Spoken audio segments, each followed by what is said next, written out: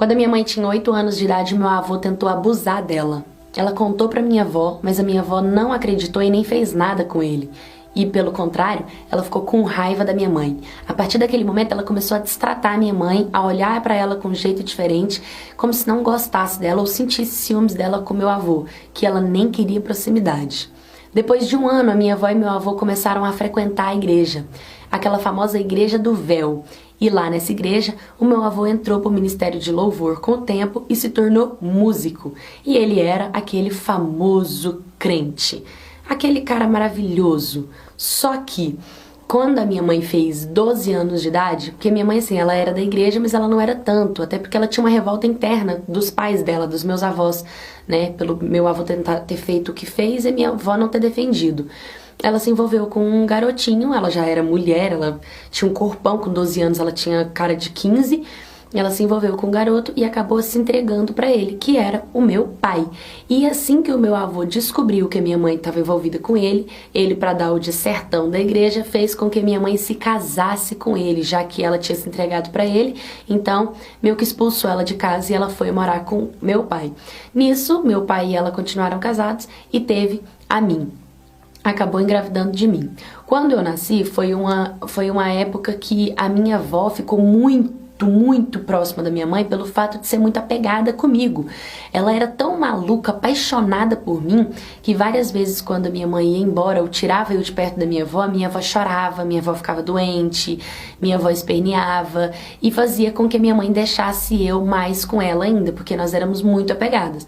Isso incomodava um pouco a minha mãe, dava uns ciúmes na minha mãe, mas ela deixava eu ficar com a minha avó, até a minha avó pedir pra eu morar com ela. Minha mãe não quis deixar, mas a minha avó implorou, fez um escândalo e falou: você mora perto da minha casa, só você frequentar a minha casa, eu vou cuidar melhor dela, balalá.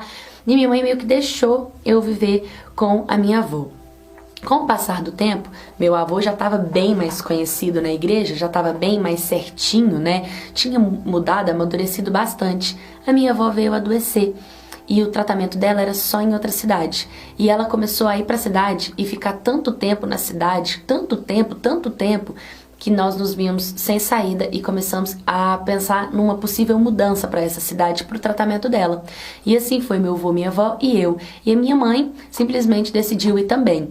O meu pai não queria ir de jeito nenhum por conta da vida dele, e a minha mãe largou tudo, separou, deixou tudo para poder cuidar da minha avó doente e mudou junto conosco. Mas a minha mãe e o meu avô nunca foram de conversar, porque minha mãe nunca tinha perdoado ele, sempre meio que destratou o meu avô, né?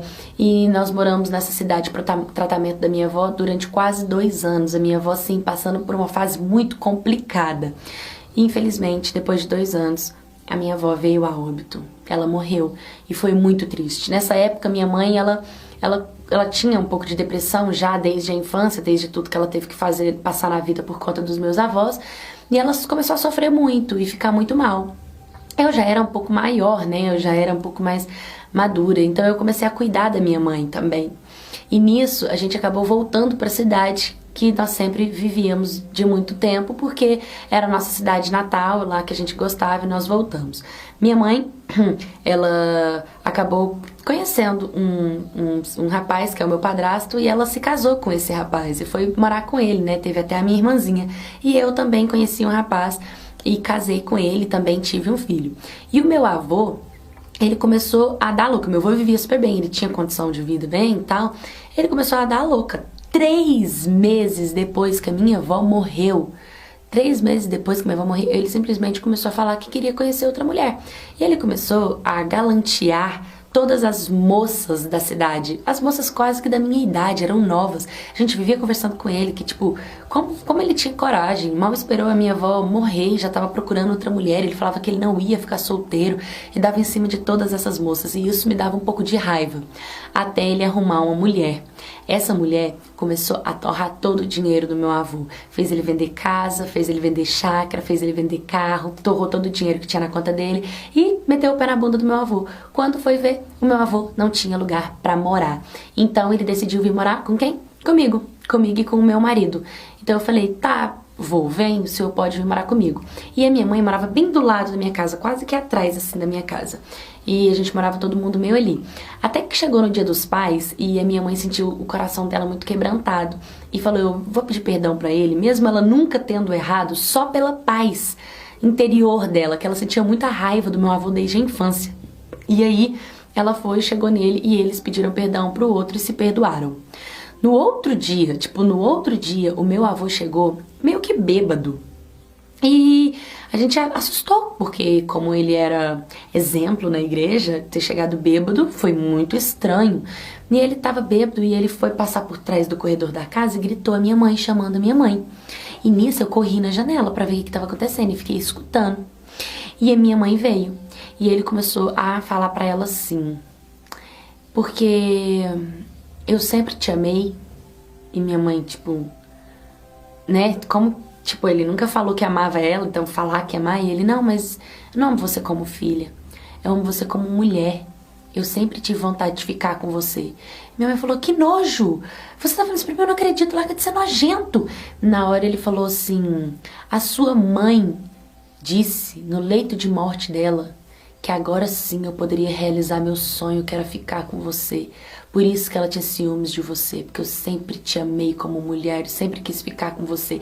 E tentou agarrar a minha mãe. E nisso a minha mãe começou a espernear, chamando ele de louco, de maluco, de sujo, de nojento, que eu não te perdoo, que eu não... Todo aquele sentimento que a minha mãe tinha desde a infância meio que voltou tudo. E querendo ou não, é uma depressão muito profunda. Ouvir isso de um pai deve ser muito difícil. E minha mãe saiu chorando, assim, sabe? Foi um escândalo. E quando ela saiu chorando, eu só consegui abrir a porta da casa e falar pro meu avô que ele não era bem-vindo na minha casa, pra ele ir embora. Comecei a pegar tudo que era dele e jogar na rua e mandei o meu avô embora.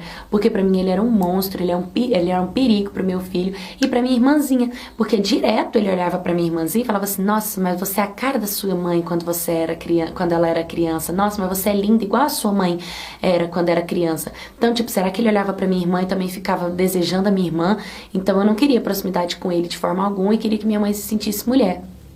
Enfim, depois que o tempo se passou, a minha mãe ela teve que começar a tomar remédio controlado, porque ela desenvolveu uma depressão muito profunda, ela ficou muito doente. Hoje ela é casada, ela vive feliz com o esposo dela, com a minha irmã, eles vivem bem.